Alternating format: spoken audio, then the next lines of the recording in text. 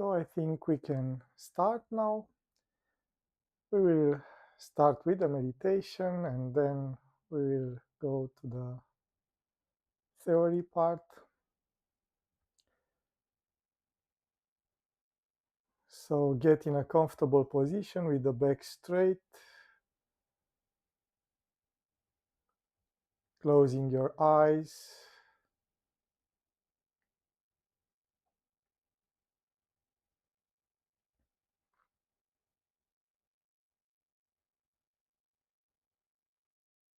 We let the mind quiet down.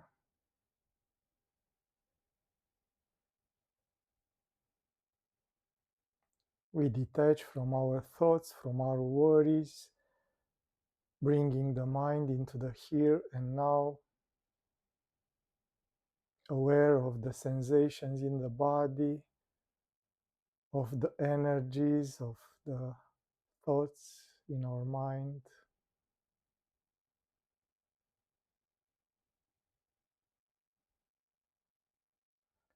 We bring our hands in Anjali Mudra, the gesture that helps us to focus our awareness in the middle of the chest, a little to the right.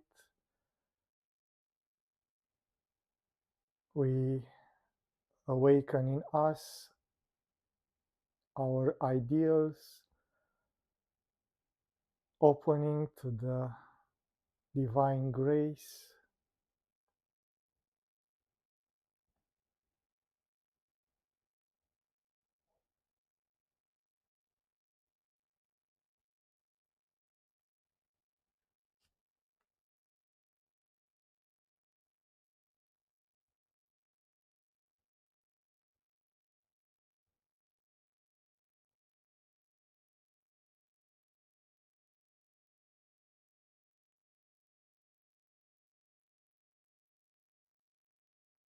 We offer our practice, our meditation to the benefit of all sentient beings. May they all be happy, may they all be wise, may they all be kind to each other. We offer our meditation to the discovery of that mystery of existence, to the self, to God seen as the essence of our being, as the essence of the world.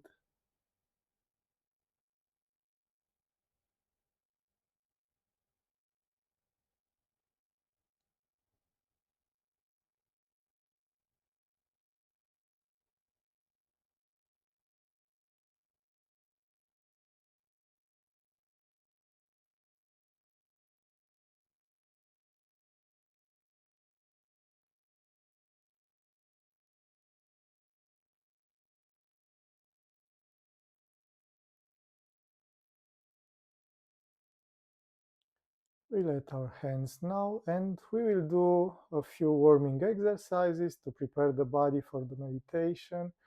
So we will start with the head rotation, letting our chin down to the chest. We rotate the head to the right, slow, with awareness, feeling the tension leaving our bodies, replaced with relaxation and good feelings.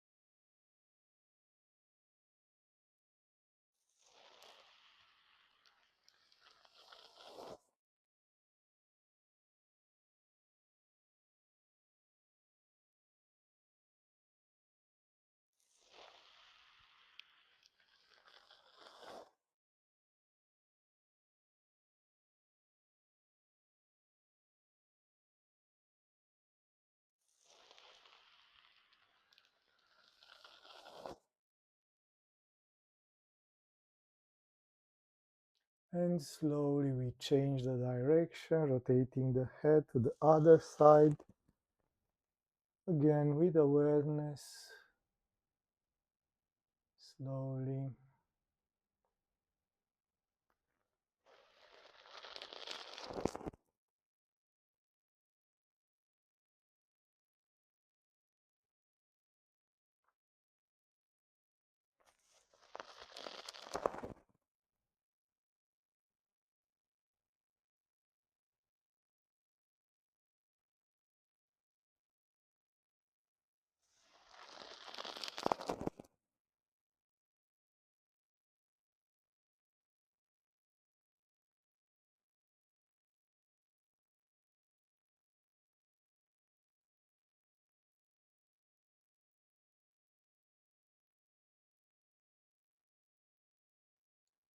And slowly we stop observing the relaxation in the neck and throat.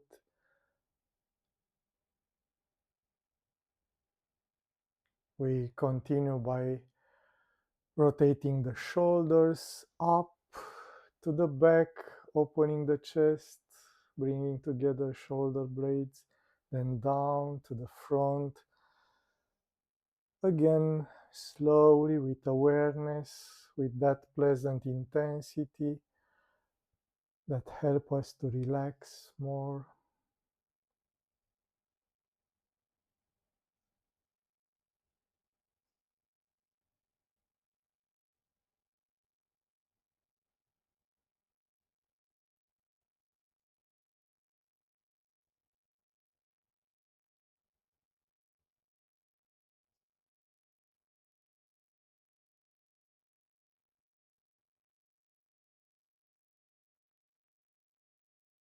And now we relax, observing the relaxation in the shoulders, the opening of the chest.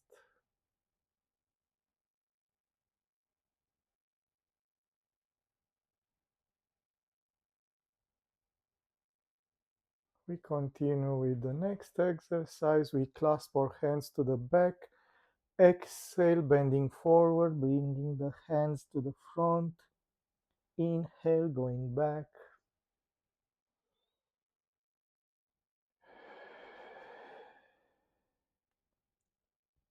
We feel the stretching of the spine, the relaxing of the back muscles.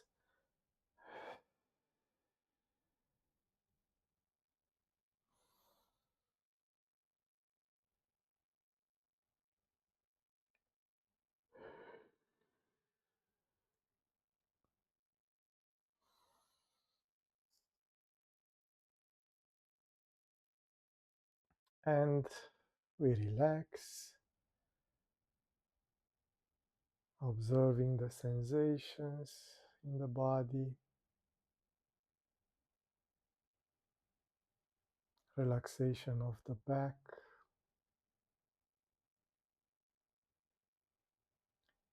We continue with the stretching to the side. We inhale, raise the hand. Exhale, stretch to the side. Inhale, raise the other hand. Exhale, stretch to the other side. We follow our breathing without forcing it, stretching with pleasure.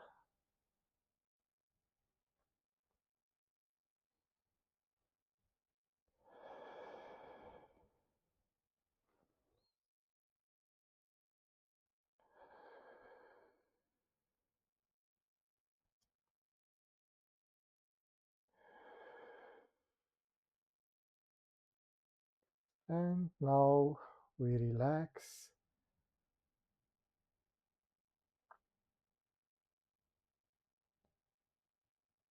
feeling the stretching of the body.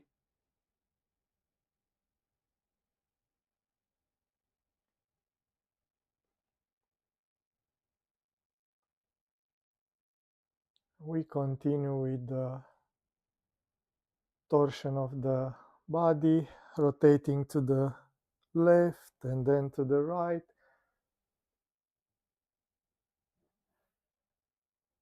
Again with awareness without forcing it, but still stretching so that we can feel it.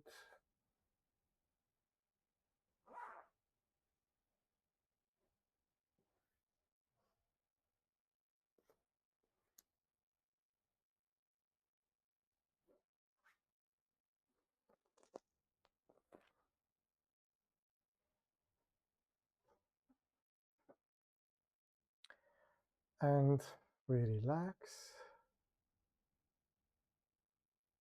And we will finish our warming with uh, the last exercise. We exhale, bending forward, the shoulder, right shoulder to the left knee, and then the left shoulder to the right knee.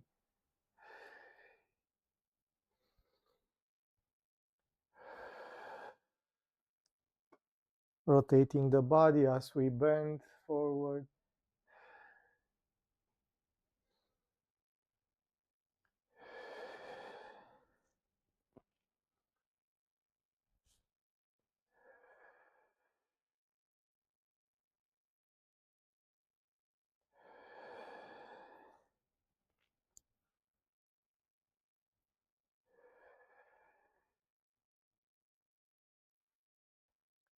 And we relax, observing the sensations in the body.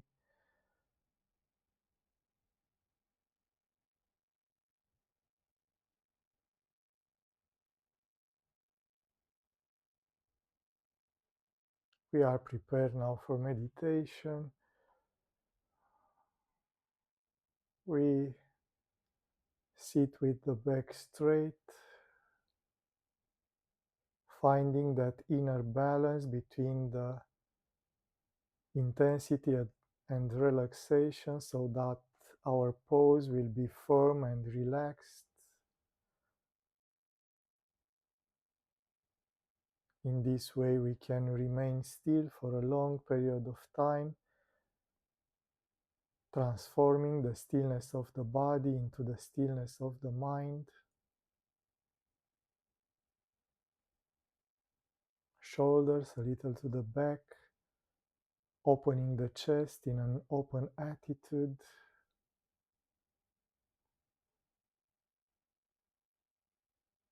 Like we want to embrace the world with love and compassion.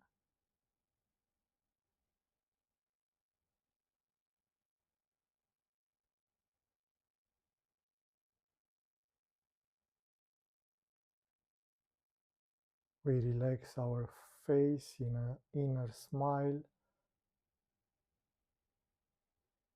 The smile brings serenity, joy. So we keep this inner smile.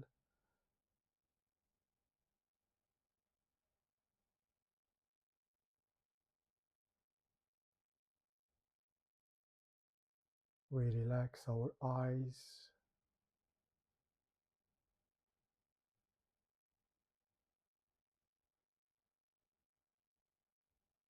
We center our awareness in the middle of the chest, a little to the right. That place that we point to when we say I.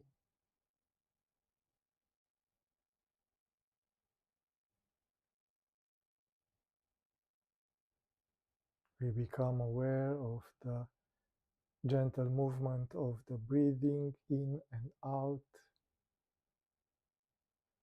keeping the mind present, the body relaxed.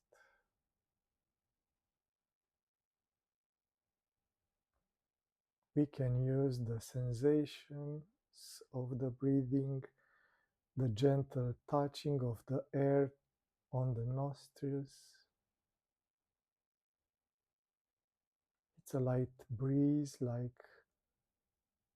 colder when we inhale, warmer when we exhale. It's like we want to touch the air with our nostrils, to feel its texture.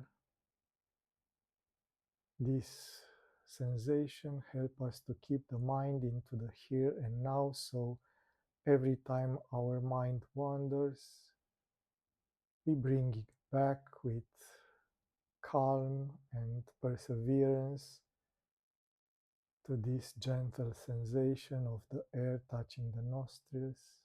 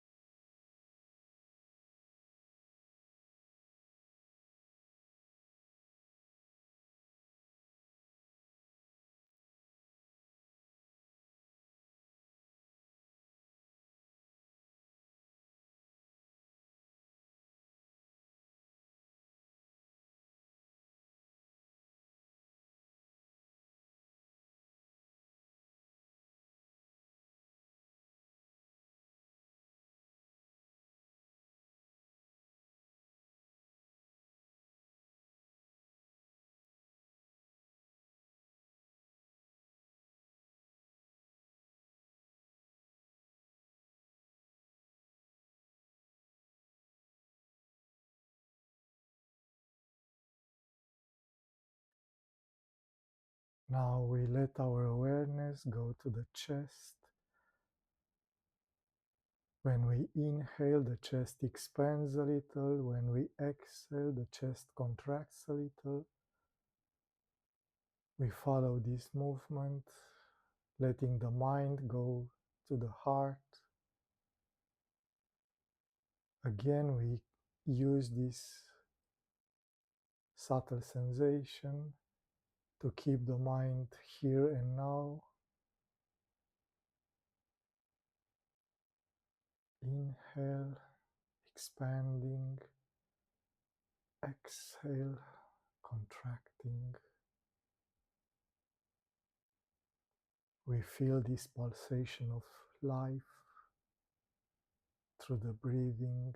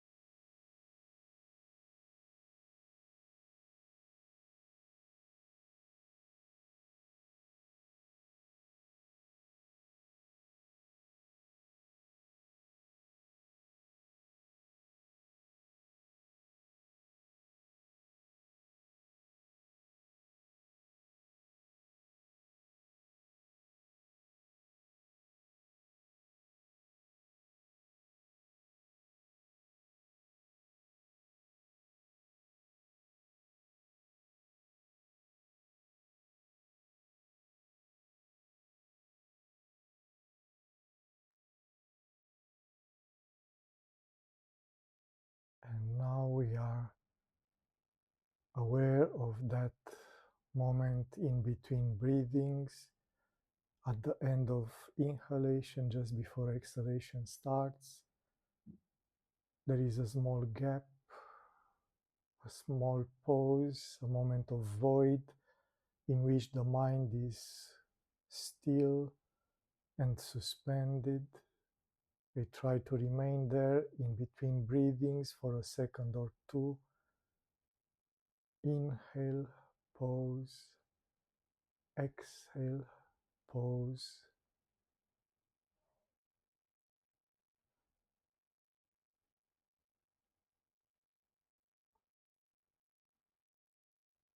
The mind is suspended in between breathings, in between thoughts, interrupting the inner stories with moments of silence, of stillness. In this way, we become aware of this inner space of silence on which thoughts, emotions, sensations appear, remain for a while, and then disappear, and we continue to exist. Inhale, stillness. Exhale, stillness.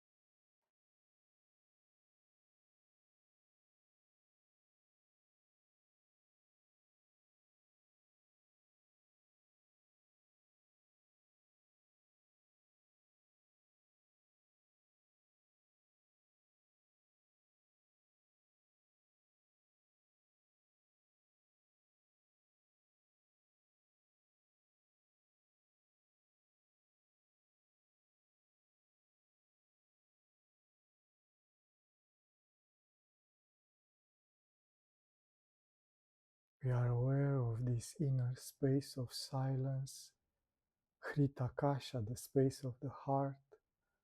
We start here the Atma Vichara, the introspection, using the question, who am I?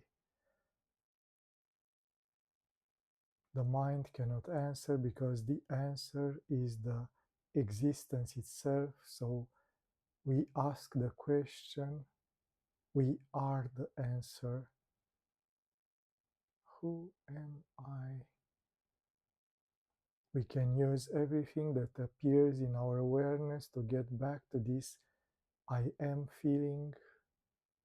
So when thoughts appear, we just ask ourselves, who is the one thinking? Me. Who am I? When emotions appear, positive or not so positive, regardless, we just ask ourselves, who is the one experiencing these emotions? Me. Who am I? And when sensations in the body appear, pleasant or not so pleasant, who is the one feeling these sensations? Me. Who am I? In this way, we get back again and again to this I am feeling that becomes a tremor of the heart, a vibrating light so intense that we can just surrender, being without being someone or something, pure existence, pure consciousness, pure bliss. Who am I? We ask the question, we are the answer.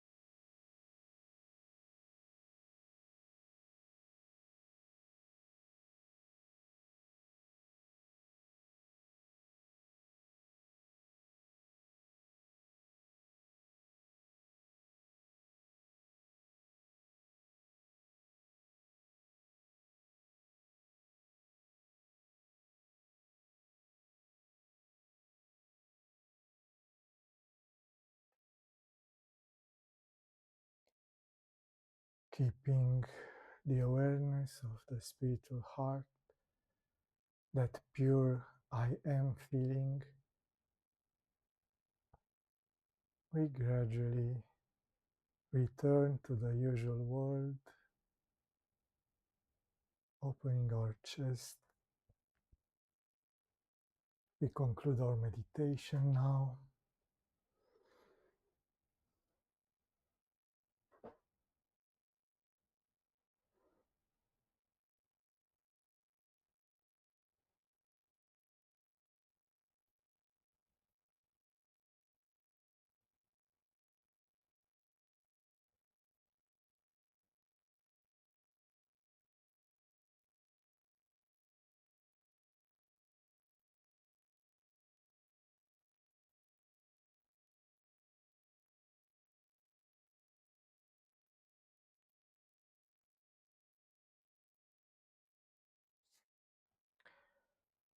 Today we will speak about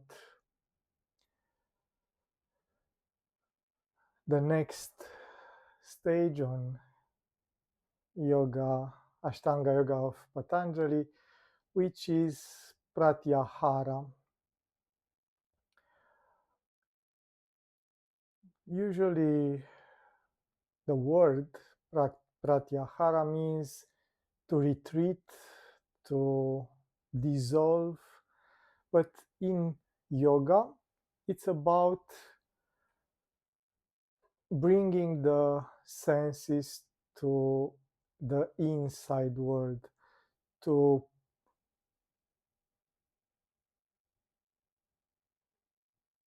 actually it's like the interiorization part of the meditation, when you are aware of what is happening inside. Of course, as you will see, actually Pratyahara in yoga means so much more, because even though usually it's about controlling the senses, not letting them to go out to their objects, but stay inside, being aware of what we experience inside. You will see that in the Hatha Yoga treatise and in Yoga treatise, it's more about expanding our awareness of the self through the outer objects. So Patanjali in the chapter 2, the 54th sutra, is saying something like this. When the consciousness retreats inside, separating from the exterior objects, the senses follow. This is called Pratyahara. So when I say here the consciousness is about individual consciousness, chitta, which sometimes is also translated as the mind. So to be more specific, when the mind retreats inside, the senses should follow. This is what Patanjali says.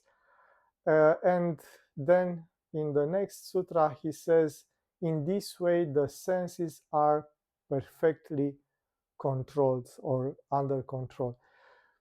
And for sure, Pratyahara is sometimes described as the mind is the queen bee and the senses are the working bee that follows the queen bee, is like something like this.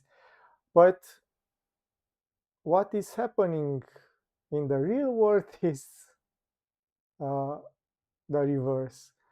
We are controlled by the senses. We want to look, we want to hear, we want to experience different things. So every time we hear a sound, we just turn our head to follow the sound. And when we see something interesting, we let the mind follow what we see. And in this way, we usually experience the world like a going out. Is like we go out ourselves to the world. And for sure, I think when you usually when you finish the meditation and you open the eyes, if you pay attention, you will feel this sensation that you go out. It's like your awareness exits from the heart, from your body, and goes to embrace the outer world. And for this reason, at first, Pratyahara is more about uh, shielding our mind from the objects so that the mind will not be distracted. And for this reason, we close our eyes so we are not interested in the objects in the room. We meditate in the quiet place so that our mind will not be distracted by the sounds. We try to have a nice place that smells good enough, but not too good so that the mind will be distracted by the smell, and so and so forth. It's like shielding our mind from the uh, sense objects so that the mind will not be distracted. But of course, this is not what Pratyahara should mean. Yes, it's just the beginning stage when we want to discover more about what is happening in ourselves. And for this reason, we create this shielding, this covering, this separating our mind from the objects of the senses by, again, closing the eyes, meditating in the quiet place, and so on, having a nice temperature, not too cold, not too warm, so that we are not experiencing this. And at the beginning, when we are beginners in meditation, we usually do this. Of course, in Buddhists, for example, they meditate with the eyes open, but try to not look at anything, just look at the space in front. So it's not about, even if the eyes is open, it's not about looking to various objects, but keeping the consciousness inside, the awareness, keeping it inside. So this is the start of Pratyahara. Then the next stage, if you want, it's about non-reactivity, because what is the problem when some object of the senses appear is that we react. We hear a sound and immediately we turn the head to see what the sound was about. We see something interesting, we forgot about our thoughts and look at that interesting thing. So this is the reactivity. Our senses pull our mind towards the objects. The non-reactivity means that even if we hear the sound, we keep the mind focused. So when we uh, have more experience in meditation, we can meditate even if there are sounds around us, because we can keep this non-reactivity. So if some sounds appear, I don't react. Because if you observe yourself, the problem with the noise is usually the reaction that we have. The difference between different sounds is the reaction that we have. So for this reason, one is a symphony, I don't know, a Beethoven symphony, and another thing is the pick hammer which make a hole in the road. Yes, we appreciate the symphony, but we are annoyed by the pick hammer, the thing that makes the holes in the road. But the sound is just a sound, yes? What makes the difference is that our mind has a different reaction. The symphony awakens in us some thoughts, some emotions that are transmitted by the composer, and we dream and we feel, and so on and so forth.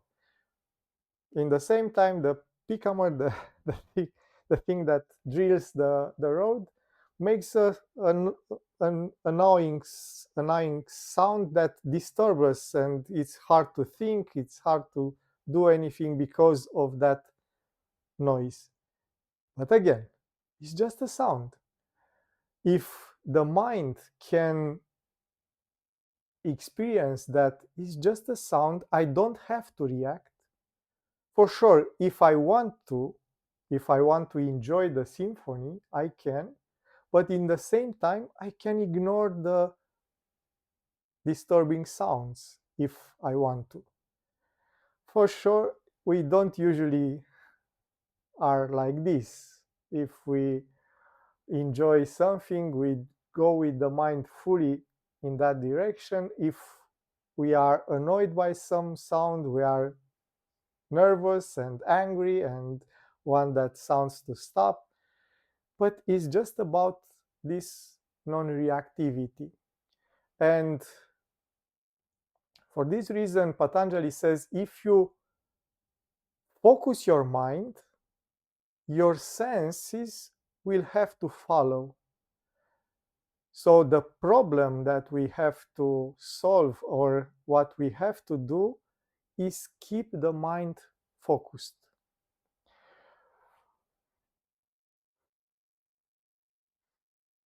And for sure, we can think about it, oh, but this is concentration, keep the mind focused. But at the beginning, it's just about using the senses to keep the mind focused. It's not about the focus in itself, but using the senses. For this reason, you see, when we started meditation, we used the sensation of the breathing. We don't think about just inhale, exhale, but focus on the sensation that the breathing procures. So if we feel the breathing, then the mind remain focused. And the more we are refining this awareness in using the sensations in the body and uh, inside ourselves, then the mind can become focused. So before we go to concentration, we use the senses to bring the mind focused and staying inside. We use this quality of the mind to follow the senses to make her go in. Yes. And for this reason, we use this point in the middle of the chest a little to the right, making it a sensation of presence, of being there. In this way, the mind is used to stay in and again focused. So if you want to, in our process of meditation, this awareness of the sensations of the breathing is the way in which we can achieve Pratyahara, this focus of the mind in, and the senses bring are brought to control. Yes. And we use that sensation of the chest expanding and contracting for the same reason, to make the mind follow a sensation that it's inside and not outside. And for sure is not the only reason, because we develop an intimacy with our breathing. The breathing is the border between the physical realm and the subtle realm, so it's easier to translate from the physical sensation to the subtle sensation. So it has various effects, but one of them is this pratyahara. And the last stage, which you can encounter in different texts, describes pratyahara as not keeping the senses in, but expanding the awareness of the self through the senses in the outside world. Is like, to give you a quote from Aparoksha Anubhuti, uh, is like this: absorbing the mind in the supreme consciousness, knowing Atman in each and every object, is known as being Pratyahara, which has to be practiced by those who seek liberation. So, the absorption of the mind in the supreme consciousness, knowing Atman, knowing the self in each and every object that we experience, it's called Pratyahara. So, at first, we shield ourselves from the world, but once we discover the self and what the selves mean, then we see God in each and every object. Is like this. So this is a quote from Aparoksha Anubhuti. In another text,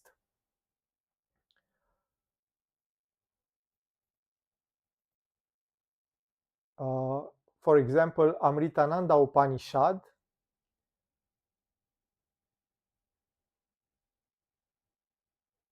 is saying like this: it's called Pratyahara, the one by which the five objects of the senses, such as sound, sight, etc., and the mind, which is usually unstable, are seen as the kingdom of Atman.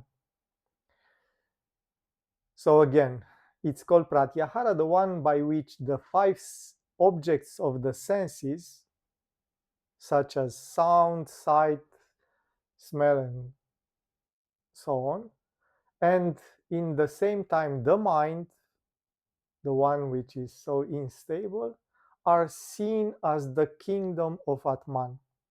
So instead of closing our eyes and ears and don't hear, don't see, we experience that everything is Atman, everything is consciousness.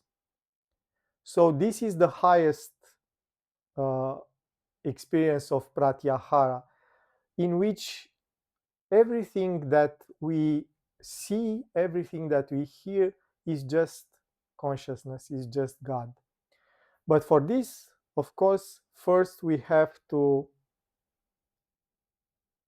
discover what is Atman, to recognize it inside of us. For this reason, we have this first shielding the senses from the objects, then experiencing the inner world and non-reacting, don't let the mind follow the senses, and then recognize that everything is consciousness. So if everything is consciousness, you don't have to separate the senses from their objects, because everything that we see is God. In Kashmir Shaivism, they see this as a very interesting thing, in which we are having the consciousness, the self-consciousness, the Atman in the center, and the senses bring as an offering the experiences that they have. So instead of letting the mind go out, we let the senses come in with the experience. There are some experiments in which this Pratyahara is used to free the mind. And one of the most famous ones are it's called Samadhi tank. Uh, is like deprivation, sensorial deprivation chamber. Like it's have various names. I don't know in Madeira, but here there are some spas that have this kind of setting, which is like a basin, like a tub filled with saline water. It's not the salt water from the ocean, but it's a special salt. I don't know the name exactly, but it's a special salt. It's not the table salt. Yes, it's a special salt that makes the body float. So when you stay in that tub, in that basin with water, you just float half in, half out without any effort. And the temperature of the water and the air are around 35 degrees. In this way, you don't feel the difference between the water and the air, and it's like you float without gravity. Uh, and you stay in perfect darkness, and the room is soundproof, so you don't hear anything. It's a very interesting sensation because the senses don't feel anything. You are just floating without feeling gravity, without feeling uh, cold or warm, without feeling sounds or noises or smells. So the scientist that invented this was actually trying to discover a way to have an experience that is similar to the drugs, to LSD, actually. So this man tried to simulate how you can experience a high as a drug, but without drugs. Yes. At first, I think they used some LSD, but the experience was so intense that they took away the drug and just let this sensory deprivation take place. So the mind for sure will try at first to supply the stimulation so you can dream or such, but then you get in a state of quietness if you remain enough. So ask around. Maybe you can find in Madeira too. In Romania, at at least in Brașov and Bucharest, there are some spas that offer this service, and it's a very interesting experience. I, I It's not quite like meditation for sure, especially if you are experienced in meditation. The meditation is better, but still it's very interesting to see how your mind reacts to no stimuli, to no sensory object. uh, the next time we will speak about the method that promotes this pratyahara, this non-reactivity of the mind uh, in the case of sensory stimulation. But until then, try to be more aware of this uh, link between the sensation and the mind. See how your mind reacts to different uh, settings. When you hear a noise, don't go immediately after the noise, but first try to see what that uh, sound uh, make your mind feel, or how your mind react to that sound. To see the difference, if it's a pleasant sound, how you feel; when it's an annoying sound, how you feel. And then try to just separate from the uh, sensation, to uh, don't react. And it's a very, very interesting sensation. Uh, I had at some point a very funny experience. uh, I was teaching yoga in ballet school. So it was a classroom for ballet, and next to the this ballet school was a musical school. So for sure, kids just uh, exercising their instruments and playing different instruments, violin, and sometimes the music was good, but sometimes they just trying their best, but not succeeding very well. And we did the relaxation. And at the end, a lady was very, very upset. Oh, the class was good, but the relaxation didn't work because the music. And I asked her, what music? Because for me, I was so much trying to do the relaxation, and was so focused on what to do and say. The music didn't register with my mind.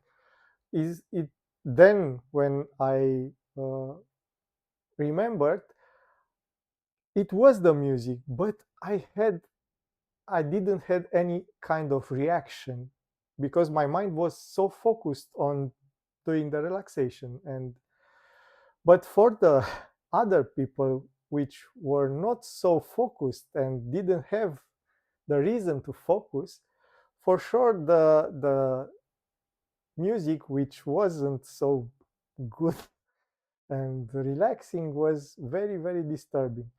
So for me was the best example to understand how, when the mind is focused enough, is doesn't react to the sounds. It's not like doesn't hear the sound, but doesn't react. And I think everybody has those moments when is so focused on something that doesn't hear. Yeah, you read something and it's very interesting, and you are very focused, and then your uh, partner comes to you. You didn't hear when I called you. And then for sure you can remember that you heard the call, but your mind didn't react. And it wasn't that doesn't want to react. It's not like I am ignoring you on purpose, but the mind was so focused on the book that didn't react to the sound of the voice of. But if you read something that you don't want to read, and you want to do anything else, you use every excuse to let the book down and do other things. Yes. So we have this kind of experience of pratyahara in the uh, day-to-day life. What we have to learn is to use this kind of power to have a good meditation every time. And I think you saw, when your mind is absorbed in the inner experience, you can easily ignore the the distraction, the sounds or smells or anything. But when your mind is not so quiet and not so focused, then every little thing is annoying and disturbs you. And even if, I don't know, a fly goes by or something, you are distracted and uh, cannot concentrate. So I think you understand now better what Pratyahara means and why it's an important step in going towards concentration and meditation. Because if you cannot have this non-reactivity of the mind, then your mind will be easily disturbed by anything, yeah, any little thing. But if you can focus and let your mind be absorbed by the inner experience, starting with these sensations, breathing, a point in the body, a chakra or something, then as that experience becomes more vivid, more intense, more alive, then it's more easily to uh, be non-reactive towards the outer experiences, outer sounds or something. Usually I speak about the sounds so often because usually in meditation the most disturbing thing is the sound, because we keep the eyes closed, we put some blanket on so we don't experience cold or something, but we cannot shield ourselves completely from the sounds. So usually in our meditations the sound is the most uh, disturbing thing. And again, I think you saw, when you meditate with other people, if you are absorbed in your inner experience, you can ignore that they move or change position and such. But when your mind is agitated, you can be disturbed even by the breathing of the others. They breathe too heavily or noisily or something. So for this reason, it's important to understand this process and use the inner sensations in your advantage to bring the mind uh, inside. If you have questions,